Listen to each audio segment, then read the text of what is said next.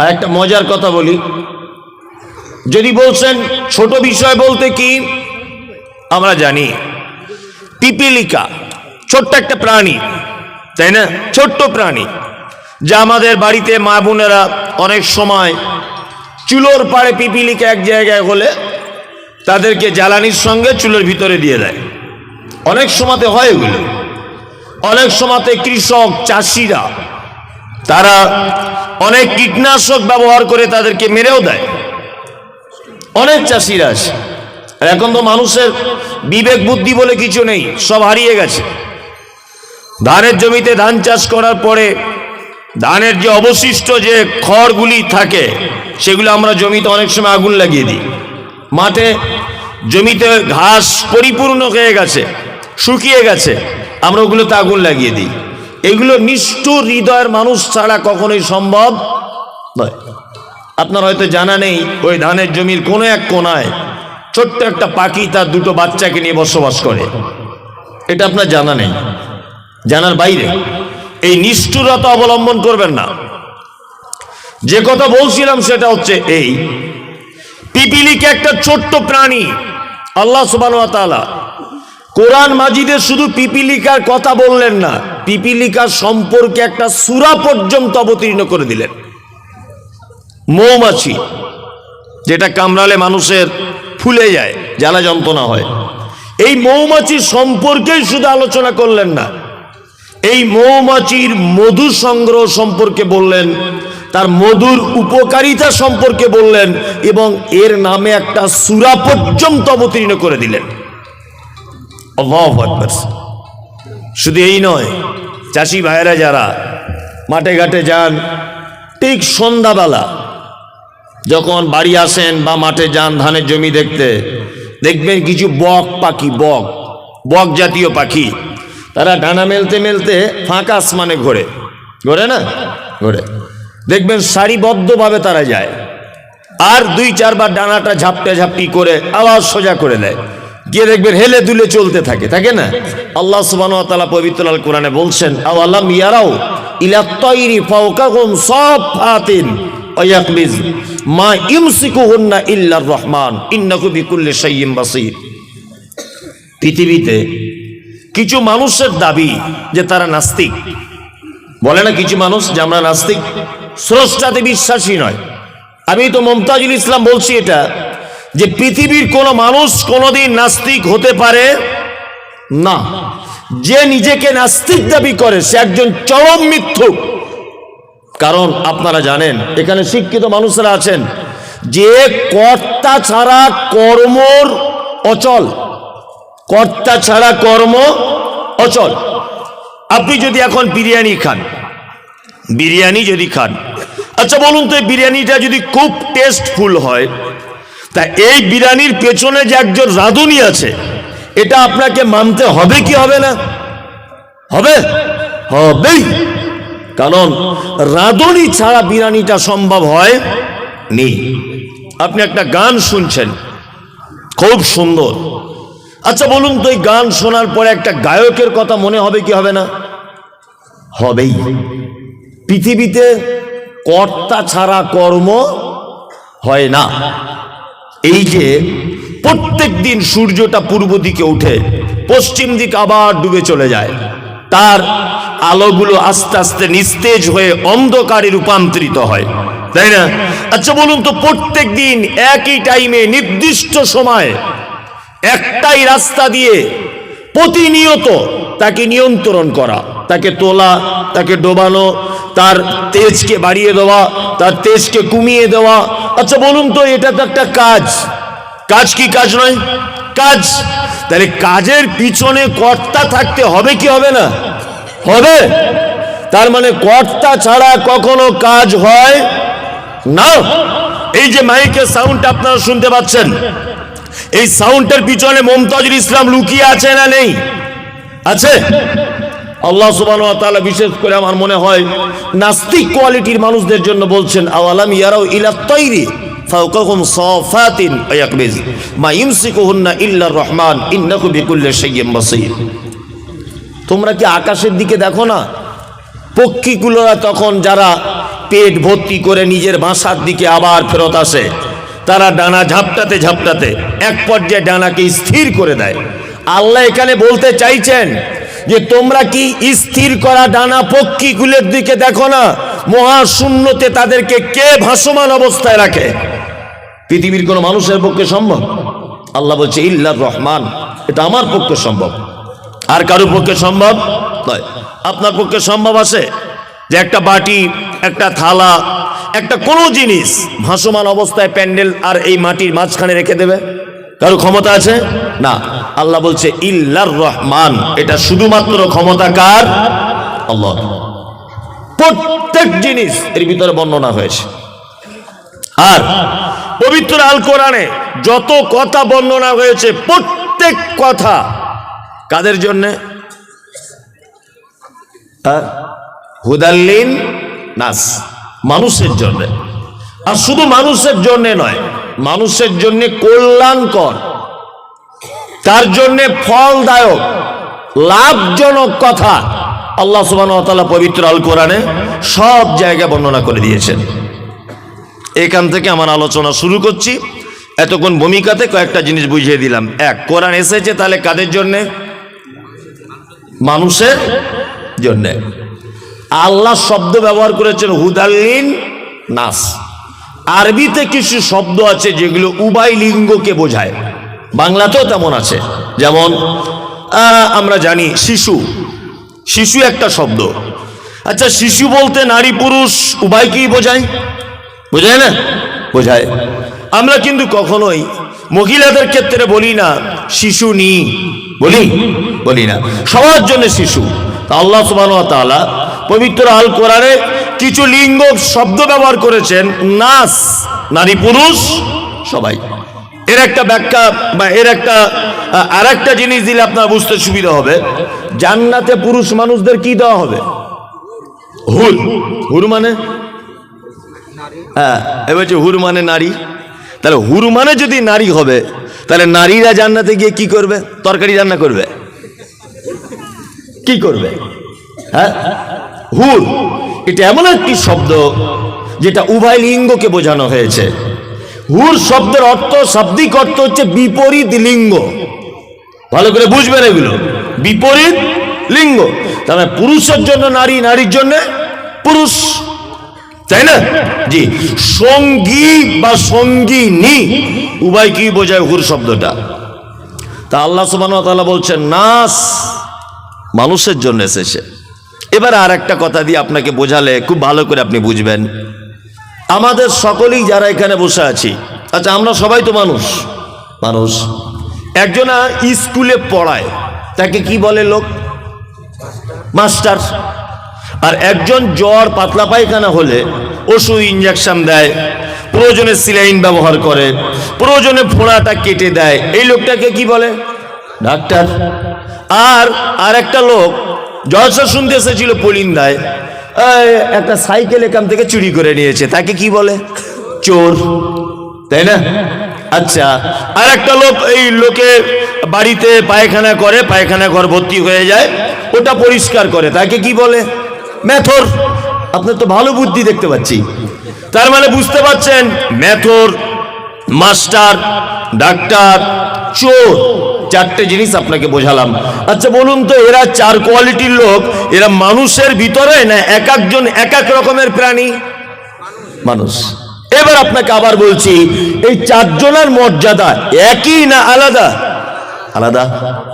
Master আমারও sir, আমার বেটারও sir, আমার বাপেরও স্যার, এত সম্মানী মানুষ। ডাক্তার আমিও বলি ডাক্তার, আমার স্ত্রী বলে ডাক্তার, আমার বাপ বলে ডাক্তার, আমার বেটা বেটি সবাই বলে ডাক্তার। আর চোর ধরা পড়ে গেলে বাপও ঘুষি মারবে, বেটাও মারবে, মেয়ে ছেলেরা প্রয়োজনে ঝাঁটার বাড়ি চালিয়ে দেবে, ওটা সম্মান। মেথর ও যখন মানে কোদাল আপনার ওই ঝাঁটারি বালতি নিয়ে বাসে উঠতে যাবে, কন্ট্রাক্টর সহজে তুলবে না, কারো রিক্সাতে উঠতে গেলে সহজে তুলবে না। ওই জন্য দেখবেন ওরা বেশিরভাগ সাইকেল বা হেঁটে হেঁটে রাস্তাতে যাতায়াত করে, ওদেরকে কোনো প্যাসেঞ্জার গাড়িতে তোলে না। আর মাস্টারকে যদি কেউ দেখে যে আপনাদের পুলিন্দার হেডমাস্টার বাসে উঠছে, আপনি যদি বসে থাকেন, তাহলে কি করবেন ছাত্র হিসাবে? সিট ছেড়ে দেবেন, তাকে বলবেন বসুন। তার মানে সম্মানের জায়গাটা সবার জন্য এক নয়। ঠিক তেমন আমরা সবাই মানুষ, কর্মের পরিবর্তনের কারণে কেউ হলো মেথর, কেউ হলো চোর, কেউ হলো গুন্ডা, কেউ হলো মাস্টার, কেউ হলো প্রফেসর, কেউ হলো ডাক্তার। আল্লাহ বলছেন মানুষের জন্য কোরআন অবতীর্ণ করেছি, কিন্তু মানুষের ব্যাপারে আবার অনেক নাম দিয়ে আল্লাহ কোরআন মাজিদে মানুষকে ডেকেছেন। অনেক নাম, এক কোরআনের শব্দ এসেছে মুনাফিকুন, মুনাফিক আছে, মুশরিকুন, মুশরিক আছে, আছে, মুত্তাকিন আছে, আছে, মুমিনিন, মুমিন আছে, আছে, মুফলিহুন আছে, আছে। আচ্ছা বলুন তো, মুনাফিক, মুশরিক, কাফিরুন, কাফের, মুত্তাকিন, মুমিন, সালেকিন, মুফলিহুন, এরা সব মানুষ না মানুষের বাইরে? সব মানুষ, মানুষ না মানুষ। আল্লাহ সুবহানাহু ওয়া তাআলা তাদের কৃত কর্মের পরিবর্তনের কারণে তাদের উপাধিকে চেঞ্জ করে দিয়েছেন। আমি ভাঙাচুরো গলায়, আমার আগে যিনি বক্তব্য রাখছিলেন আলহামদুলিল্লাহ খুব কণ্ঠস্বর ভালো, তার আগে আব্দুল কাবির ইসলাহি খুব চমৎকার সুললিত কণ্ঠে বলেন। আমার পরে যিনি আসবেন কারি আব্দুল জব্বার, ওনার একটা গজল শুনলেই মোটামুটি জলসা সব শেষ। এত কঠিন মানে সুন্দর ওনার গলার কণ্ঠ, আল্লাহু আকবার। আমি ভাঙাচুরো গলাতে আপনাদেরকে কয়েকটা ব্যক্তিকে চিনিয়ে দিয়ে আমি চলে যাব ইনশাআল্লাহ। কয়েকটা ব্যক্তিকে আল্লাহ যাদের ব্যাপারে কথা বলেছেন, তার মধ্যে দুটো একটা ব্যক্তির কথা বলি, যেমন মুনাফিক। চেনে নাকি মুনাফিক? হ্যাঁ, চেনেন না? মুনাফিক চিনিয়ে দিই। মুনাফিক কাকে বলে, এরা কত খাতারনাক, এরা কত ভয়াবহ, এই ব্যাপারগুলো একটু বলে দিই। আরবিতে আলেম ওলামারা আছেন, আমার কোথাও মিস হয়ে গেলে আপনারা আমাকে নক করবেন অবশ্যই, এটা আমি সব জলসাতে বলি। কারণ আমি পড়ে এসে, জেনে এসে, তদন্ত করে এসে মূলত এর পিছনে সময় দিয়ে তবে কথাটা বলছি। বাই সোশ্যাল মিডিয়া শুধু আপনারা পুলিন্দাতে এই যে 500 লোক বসে আছেন তা নয়, এই মুহূর্তে এখানে এমন এমন চ্যানেল আছে 2-4 হাজার মানুষ লাইভে চলে এসেছে। অলরেডি আমারও পেজ চলছে, ওখানে 2-4 হাজার মানুষ চলে এসেছে। ওই জন্য আমি এতগুলি সোশ্যাল মিডিয়া, এত মানুষের সামনে কালকে হতে হতে সারা বাংলার মানুষ জেনে যাবে পুলিন্দা মাদ্রাসা জলসা হয়েছে। তার মানে এখানে কোনো কথা আমার পক্ষ থেকে বানিয়ে বলার সুযোগ আর নেই। তারপরেও আমি মানুষ, আমার মিস হতে পারে, তদন্তর ভুল হতে পারে। আমরা মোড়ের মাথা বলি না? যেমন একটা রাস্তা এখান থেকে চলে গেছে বহরমপুরের দিকে, একটা কলকাতার দিকে, আর একটা চলে গেছে আপনার কি বলবো ওই অন্য আর এক দিকে। এইতে 3টে জায়গা রাস্তা এখান থেকে বেরিয়ে গেছে। এটা আমরা কি বলি? 3 রাস্তার মোড়, তাই না? যেখান থেকে 4টে রাস্তা বেরিয়ে গেছে ওটাকে কি বলি? 4 চৌরাস্তা বা 4 রাস্তার মোড়, তাই না? এই যে চৌরাস্তা বা 4 রাস্তা, আরবিতে এই জায়গাটাকে বলা হয় নিফাক। নিফাক মানে হচ্ছে একই জায়গা থেকে 3-4 দিকে লাইন বার করে দেওয়া, এর নাম নিফাক। মুনাফিককে এই শব্দ থেকে এসেছে মুনাফিক। মুনাফিক হচ্ছে ওই মানুষটি, যে মানুষটি একই ব্যক্তির ব্যাপারে একটাই জবান থেকে 2-3 রকমের কথা বলে, এ হচ্ছে পাক্কা মুনাফিক। একদম গোদা বাংলায় বলে দিই, তাহলে বুঝতে আরো সুবিধা হবে। ফজরের নামাজ পড়ে ইমাম সাহেবকে বলছেন আসসালামু আলাইকুম, ওয়ালাইকুম আসসালাম। সত্যি আপনার মতো ইমাম সাহেব হয় না। 30 বছর নামাজ পড়ছি, আপনার ব্যবহার, আপনার কোরআন তেলাওয়াত মনোমুগ্ধকর ব্যাপার। সত্যি আমার জীবনে আমি এত ভালো ভদ্র ইমাম দেখিনি। আপনার কণ্ঠস্বর, আপনার কোরআন তেলাওয়াত, আপনার ব্যবহার, আমরা গ্রামবাসী খুব খুশি। এখন ইমাম সাহেবের ছেলের পাতলা পায়খানা হচ্ছিল, মরে যায় ভাব। ও এখন জোহরের আগে কারোর মোটরসাইকেল ধার করে বাড়ি চলে গেছে, সারগাছিদর বাড়ি। এখন জোহরের সময় আসতে পারেনি। তা যে লোকটা ফজরের নামাজ পড়ে সালাম করে ওর প্রশংসা করছিল, ওই লোকটা জোহরের সময় এসে দেখছি ইমাম সাহেব নাই, কোনো কারণে বাড়ি চলে গেছে, কাউকে বলার টাইম পাইনি। ওই লোকটাই তখন এসে বলছে সব ভালো, অতিরিক্ত কামাই করছে, চেঞ্জ করে দিলে হয় না ইমাম সাহেবটা। এ হচ্ছে পাক্কা মুনাফেকে।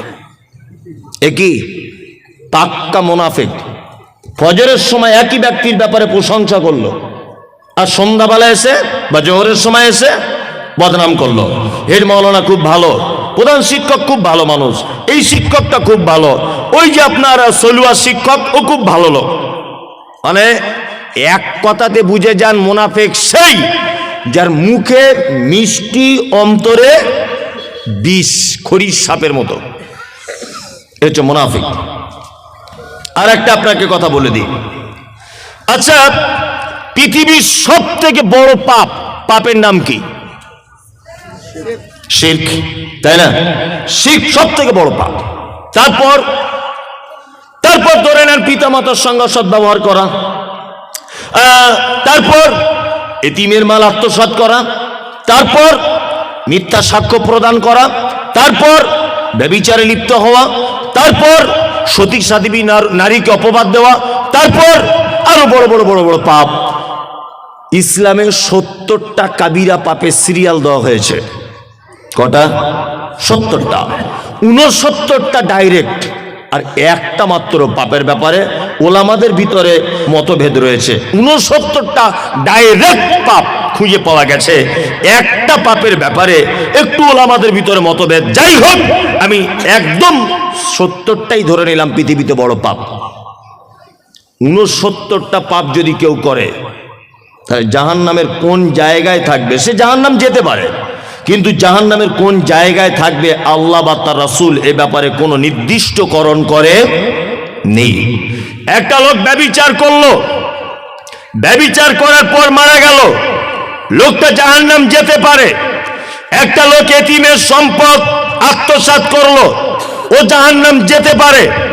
একটা লোক পিতামাতার অসৎ ব্যবহার করেছে, ও জাহান্নাম যেতে পারে। একটা লোক মিথ্যা সাক্ষ্য প্রদান করেছে, ও জাহান্নাম যেতে পারে, যাবে ধরে নেন 100%। তবে জাহান্নামের কোথায় থাকবে কথা আল্লাহ তাআলা কিছু বলছে না, ও স্বাভাবিক গতিতে জাহান্নামে থাকবে।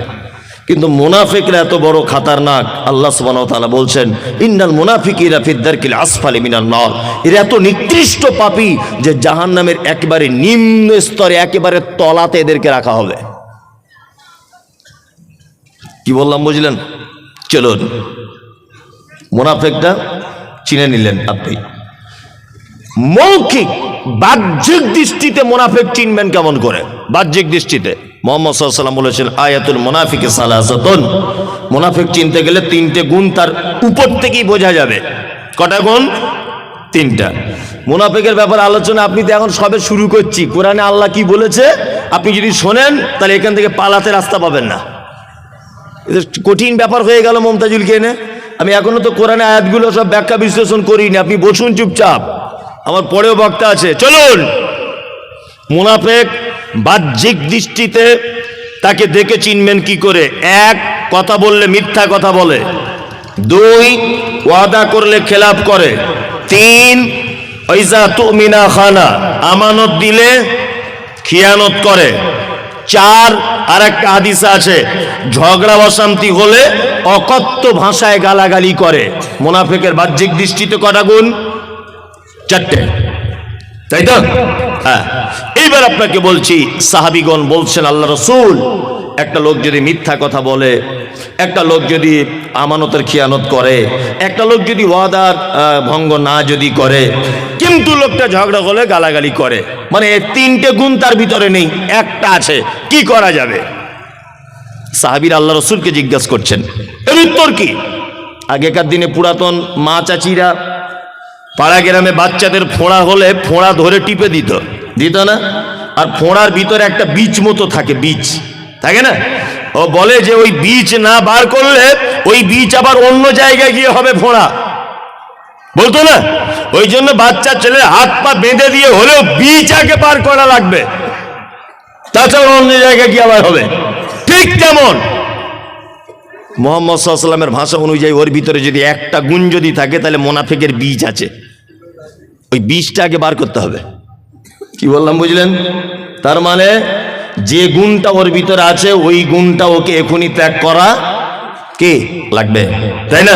চলুন, এটা বাহ্যিক দৃষ্টিতে মুনাফিকের গুণ। মুনাফিকের অন্তরে আভ্যন্তরীণ গুণ কেমন? আল্লাহ তাআলা বলছেন, وَمِنَ النَّاسِ مَن يَقُولُ آمَنَّا بِاللَّهِ وَبِالْيَوْمِ الْآخِرِ وَمَا هُمْ بِمُؤْمِنِينَ। মুনাফিকদের আরেকটা চরিত্র হলো এই, তারা ঠিক এইরকম আমার মতোই বড় পাঞ্জাবি পরে, মাথায় টুপি দিয়ে, হাতে তসবিহ নিয়ে আপনার কাছে আসে। যদিও পাঞ্জাবি তসবির কথা এখানে বলা নেই, আমি বোঝানোর জন্য বলছি। এক কথায় মুসলিম ইমামদারদের ভ্যাগ ধরে আপনার কাছে আসে। আল্লাহ নবীকে বলছেন, আপনার কাছে আসে, এসে বলে আমরা আখিরাতকে বিশ্বাস করি, আপনাকে নবী বলে বিশ্বাস করি, কিন্তু আল্লাহ তাআলা তাদের ব্যাপারে সার্টিফিকেট দিয়ে বলছেন ওমা হুম বিমুমিনিন, একজন তারা মুমিন নয়, তারা সব মুনাফিক। তার মানে এখানে মুনাফিকের আর একটা চিহ্ন পাওয়া গেল, যে তারা মুখে যেটা বলে অন্তরে তার বিপরীত থাকে। এটা তো মুর্শিদাবাদ জেলা, মুর্শিদাবাদ না, মুর্শিদাবাদ জেনারেল শিক্ষিত মানুষেরা জানেন যে নবাব সিরাজউদ্দৌলা পলাশীর আমবাগানে ব্রিটিশদের সাথে যুদ্ধ করেছিলেন, মনে আছে? জিতেছিলেন না হেরে গিয়েছিলেন? হেরে গিয়েছিলেন, তাই না? ইতিহাস পড়ে যদি আপনি দেখেন, হেরেছিলেন কার জন্যে? মীর জাফর আলী। নবাবের বাড়িতে থেকেছে, নবাবের গাড়িতে চড়েছে, নবাবের কাছে টাকা পয়সা ঝেড়েছে, আর নবাব ব্রিটিশদেরকে তাড়ানোর জন্য যত কৌশল অবলম্বন করেছিলেন, মীর জাফর আলী টোটাল কৌশলের সমস্ত ম্যাটারটাই বলে দিয়েছিলেন ব্রিটিশ গোয়েন্দাদের কাছে। এই কারণে পলাশীর আমবাগানের লাল পতাকা নিয়ে বাড়ি চলে আসতে হয়েছিল। আপনারা ইতিহাস জানেন। কি বললাম বুঝলেন? আজও পর্যন্ত এরকম মুনাফিক আছে না নেই? যে অন্তরে একরকম, মুখে একরকম আছে? আছে। আপনারা জানেন যে ভারতবর্ষের মাটিতে একজন কৃতি সন্তান, মুম্বাইয়ে তার বাড়ি, ডাক্তার জাকির নায়েক তার নাম। আপনারা জানেন এটা? ডাক্তার জাকির নায়েক, পৃথিবীর এই মুহূর্তে এমন কোনো বিদ্যা নেই, এই মুহূর্তে এমন কোনো কেউ নেই যে তার বিদ্যার সামনে 2 মিনিট দাঁড়াতে পারবে। কোনো বাপের বেটা আজও পর্যন্ত জন্ম হয়নি। বর্তমানে আপনারা জানেন যে এই লোকটাকে দেশ ছেড়ে চলে যেতে হয়েছে, জানেন তো? দেশে আছে? নেই। আমি প্রথম যখন বক্তব্য জগতে 2017-2018 সালে ওয়াকফ বোর্ড সম্পর্কে, ভারতবর্ষে মুসলিমদের অবদান, এই সব সম্পর্কে, ভারতবর্ষের স্বাধীনতা আলেমদের অবদান, এই সব সম্পর্কে যখন বক্তব্য রেখেছি, খুব চরম পর্যায়ের, সোশ্যাল মিডিয়াতে দেখবেন আজ থেকে আমার 4-5 বছর আগের বক্তব্যগুলো, আরো চরম পর্যায়ের বক্তব্য যখন দেখেছি, তখন আমি একটা তথ্য বারবার বলেছিলাম যে ডাক্তার জাকির নায়েককে দেশ ছাড়া করে দিয়েছে মনে হয় নরেন্দ্র মোদী সরকার। এটা মনে মনে ভাবতাম। অমিত বাবু মনে হয় এর পিছনে সব থেকে বড় হাত, ভেবেছি মনে হয় দিলীপ বাবুর সব থেকে বড় হাত। এখন দেখতে পাচ্ছি ডাক্তার জাকির নায়েককে দেশ ছাড়া করার পিছনে অমিত শাহর যত না অবদান, নরেন্দ্র মোদীর যত না অবদান, দিলীপ বাবুর যত না অবদান, তার থেকে বেশি সর্বনাশ করেছে আমার পশ্চিম বাংলা, ভারতবর্ষের নামধারী, দাড়িওয়ালা, টুপিওয়ালা, পাঞ্জাবিওয়ালা, বাইশাখ পাকড়িওয়ালা এই মুনাফিক নামের আলেমরা সব থেকে বেশি সর্বনাশ করেছে। তার একটা জ্বলন্ত প্রমাণ, বাংলাদেশের ময়মনসিংহের একজন বদমায়েশ বিতর্কিত লেখিকা, তার নাম তসলিমা নাসরিন। ওই অসভ্য মহিলাটি ভারতবর্ষে আসার ভিসা পায়, ভালো করে বুঝবেন। আব্দুর রাজ্জাক বিন ইউসুফ আর ভিসা পাচ্ছে না। কেন? কি কারণ? মেয়ের হাত ধরে টেনেছে আব্দুর রাজ্জাক বিন ইউসুফ। ওর বেটা ভিসা পাচ্ছে না কেন? ওর বেটা কি কারোর ধর্ষণ কেসের আসামি? আল্লামা দেলোয়ার হোসেন সাইদি কোনোদিন ভিসা পেলেন না এই দেশে আসার জন্য। পেয়েছেন? শুনেছেন কোথাও সাইদি সাহেব এসেছিলেন? শোনেননি। কারণ কি? সব এই মুনাফিকদের কারণে। আব্দুর রাজ্জাক বিন ইউসুফ বাংলাদেশ থেকে আসবেন, এখানে ইসলামের কথা বলবেন, অসুবিধা কোথায়? অসুবিধা আছে এই যে পীর ফকির মাজার করে বসে আছে, চিটিং বা চোর, দাগাবাজ, এরা হচ্ছে পাক্কা মুনাফিক। এদের মুখে একরকম নবী নবী নবী, আর ওই নবীর কথা কি যখন আব্দুর রাজ্জাক বিন ইউসুফ বা ওনার বেটা বা ডাক্তার জাকির নায়েক সত্যটা যখন বলে দিতে চাইছে জাতির সামনে, তখন ওনার বিরুদ্ধে মামলা করে দিচ্ছে, ওই আপনার কোর্টে গিয়ে আপিল জমা দিচ্ছে যে ওতে যাতে ইন্ডিয়া আসতে না পারে, এলে আমাদের মাজারগুলো সর্বনাশ হয়ে যাবে। হচ্ছে মুনাফিকেরা।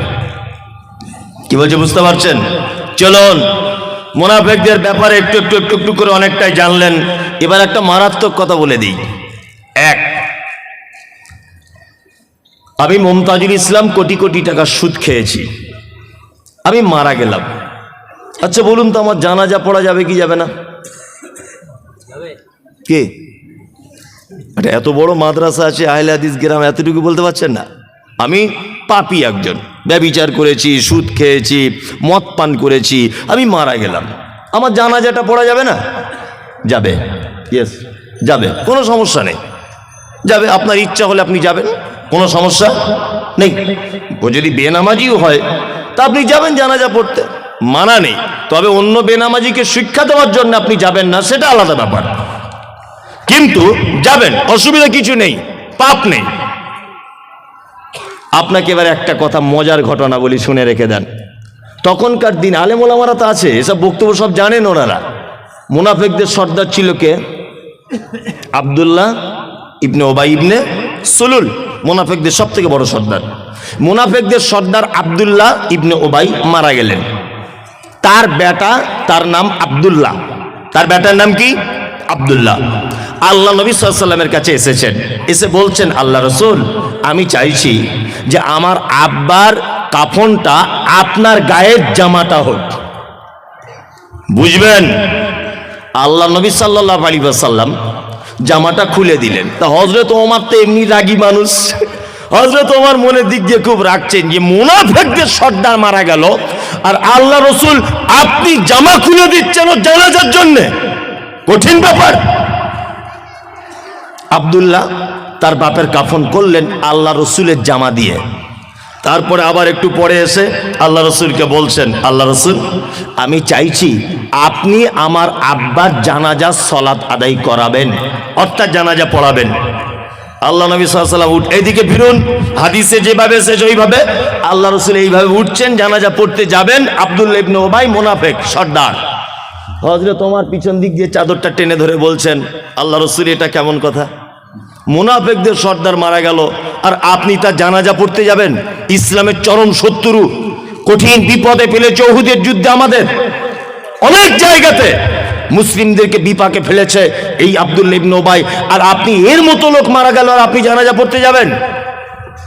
আল্লাহ নবী সাল্লাল্লাহু আলাইহি ওয়াসাল্লাম একটা কথা বললেন, ওমর, আমাকে যে এখন এখতিয়ার দেওয়া হয়েছে এবং এই ব্যাপারে কোনো ওহী অবতীর্ণ হয়নি, আল্লাহ নবী সাল্লাল্লাহু আলাইহি ওয়াসাল্লাম জানাজার সালাত আদায় করলেন, নিজে জানাজা পড়ালেন। কার? মুনাফিকদের সর্দার আব্দুল্লাহ ইবনে ওবাইর, তাই তো? চলুন জানাজার মাঠে হযরত ওমর আল্লাহ রসুলের দিকে ফ্যাল ফ্যাল করে তাকিয়ে নিজেকে লজ্জিত মনে করছেন আর বলছেন, আল্লাহ যেখানে ওহী অবতীর্ণ করলো না আল্লাহর নবীকে জানাজা পড়া থেকে বিরত হবার জন্য, আর আমি ওমর আল্লাহ রসুলের চাদর ধরে টেনে দিয়েছি জানাজা পড়তে যেতে দিব না বলে, আমি ওমর মনে হয় চরম ভুল কাজ করে দিয়েছি। এবার আপনাকে আর একটা কথা বলি, নবী বলেছেন আমার পরে যদি কেউ নবী হতো, হতো কে? কে নবী হতো? ওমর। কেন? তার বিচক্ষণতা অনেক বেশি ছিল, তাই না? আল্লাহ সুবহানাহু ওয়া তাআলার নবীর সাহাবী হযরত ওমর যখন মন টন খারাপ করে বসে আছেন, আমি ফালতু কাজে কেন নবীকে বারণ করতে গেলাম, সাথে সাথে কোরআনের আয়াত অবতীর্ণ হলো, ওয়ালা তুসাল্লি আলা আহাদিন মিনহুম মাতা আবাদা ওয়ালা তাকুম আলা কবরিহি, নবীর উপরে কোরআন অবতীর্ণ হলো, নবী মুনাফিকদেরকেও মারা গেলে কশ্চিন কালেও আপনি জানাজার সালাত আদায় করতে যাবেন না। আজকে যা করেছেন করেছেন, আজকে থেকে শেষ। আর মুনাফিকদেরকেও মারা গেলে জানাজা পড়া যাবে না। শুধু জানাজা নয়, আল্লাহ নবীকে বলছেন ওয়ালা তাকুম আলা কবরিহি, আপনি মুনাফিকদের কবরের পাশে পর্যন্ত দাঁড়াবেন না। আল্লাহ তারপরে বলছেন ইন্নাহুম কাফারু, নিশ্চয়ই তারা অস্বীকার করেছে বিল্লাহকে, আল্লাহর সাথে, ওয়া রাসূলিহি, রাসূলের সাথে, ওয়া মাতু ওয়া হুম ফাসিকুন, এবং তারা মৃত্যুবরণ করেছে ফাসিক অবস্থাতে। তার মানে পৃথিবীতে এমন কোনো পাপী নেই যে পাপীর ব্যাপারে ডাইরেক্ট বলা হয়েছে তার জানাজা পড়া যাবে না। ভালো করে বোঝার চেষ্টা করুন। কিন্তু মুনাফিক তো খাতারনাক পাপী, যার ব্যাপারে ডাইরেক্ট কোরআন অবতীর্ণ হয়েছে, ওয়ালা তুসাল্লি আলা আহাদিন মিনহুম মাতা আবাদা ওয়ালা তাকুম আলা কবরিহি। আল্লাহ সুবহানাহু ওয়া তাআলা নবীকে বলছেন, নবী, মুনাফিকদের যদি কেউ মারা যায়, ওয়ালা তুসাল্লি, আপনি কোশ্চিন কালেও তাতে জানাজা করতে পারবেন না। দুই, ওয়ালা তাকুম আলা কবরিহি, মুনাফিকদের কেউ মারা গেলে আপনি তার কবরের সামনে দাঁড়াতে পারবেন না। তার মানে বুঝতে পারছেন এরা কত খাতারনাক? বুঝতে পারছেন? এই দেখুন এরা কত খাতারনাক। আর একটা কোরআনের আয়াত, ওই একই সূরার, একটাই সূরার ৮০ নম্বর আয়াত, সূরা তওবা। আর এইটা যেটা বললাম এটা ৮৪ নম্বর আয়াত। আবার একটা আয়াত আপনাকে বলে দিব, এটা হচ্ছে ১১৩ নম্বর আয়াত। ৮০ নম্বর আয়াত আল্লাহ সুবহানাহু ওয়া তাআলা একটা কথা বলছেন চমৎকার। এক, আচ্ছা তাহলে মুনাফিকদের জানাজা পড়া গেল না, আমি মারাত্মক বড় একজন পাপী, আচ্ছা আপনি আমার জন্য একটু ক্ষমা চাইতে পারেন কি পারেন না? পারেন? পারে, কোনো ব্যাপার না। আপনি দোয়া করবেন, ও রব্বানা আতিনা, আল্লাহ আমার ভাই মুমতাজুল ইসলাম বড় পাপ করেছে, দয়া করে তুমি আমার ভাইকে ক্ষমা করে দাও। পুলিন্দা মাদ্রাসার হেড মাওলানা মারা গেছে, আপনি যদি দোয়া করেন, আল্লাহ আলেম মানুষ ছিলেন, চলার পথে যদি ভুল হয় ক্ষমা করে দাও। মাদ্রাসার সেক্রেটারি মারা গেল, আপনি দোয়া করতে পাবেন, আল্লাহ দিনের কাজ করেছে, এতদিন ভুল ত্রুটি হলে ক্ষমা করে দাও। আপনার চাচা একজন মাতাল মারা গেল, একজন ধর্ষক মারা গেল, সুদের টাকা খেয়েছে, কোটি কোটি টাকা মারা গেল, আপনি দোয়া করতে পারবেন, আল্লাহ আমার চাচা তো মানুষ, না জানার কারণে বা জানার কারণে মদ পান করেছিল, তুমি তাকে ক্ষমা করে দাও। সুদের টাকা খেয়েছিল, তুমি ক্ষমা করে দাও। ক্ষমা চাওয়া যাবে কি যাবে না? যাবে, যাবে। পৃথিবীতে একটা পাপী আছে তাদের জন্য ক্ষমা প্রার্থনা করা হারাম, চলবে না, তাদের জন্য ক্ষমা চাওয়া যাবে না। কারা? এই দেখুন আল্লাহ সুবহানাহু ওয়া তাআলা মুনাফিকদের ব্যাপারে বলছেন, ইস্তাগফির লাহুম, নবী আপনি ক্ষমা প্রার্থনা করেন। আওলা তাস্তাগফির লাহুম, যদি ক্ষমা প্রার্থনা নাই বা করেন, ইন তাস্তাগফির লাহুম ৭০ মাররাতান, আপনি যদি মুনাফিকদের জন্য ক্ষমা প্রার্থনা করেন একদিনে ৭০ বার, কতবার? কত? ৭০ বার। আল্লাহ নবীকে বলছেন ইস্তাগফির লাহুম, ক্ষমা প্রার্থনা করেন, আওলা তাস্তাগফির লাহুম, আর নাইবা করেন ইন তাস্তাগফির লাহুম ৭০ মাররাতান, আপনি যদি মুনাফিকদের ব্যাপারে একদিনে ৭০ বার যদি তওবা ক্ষমা যদি প্রার্থনা করেন, আল্লাহ বলছেন ফালা ইয়াগফির আল্লাহু লাহুম, আমি আল্লাহ কখনোই মুনাফিকদের ক্ষমা করব না। কঠিন অবস্থা।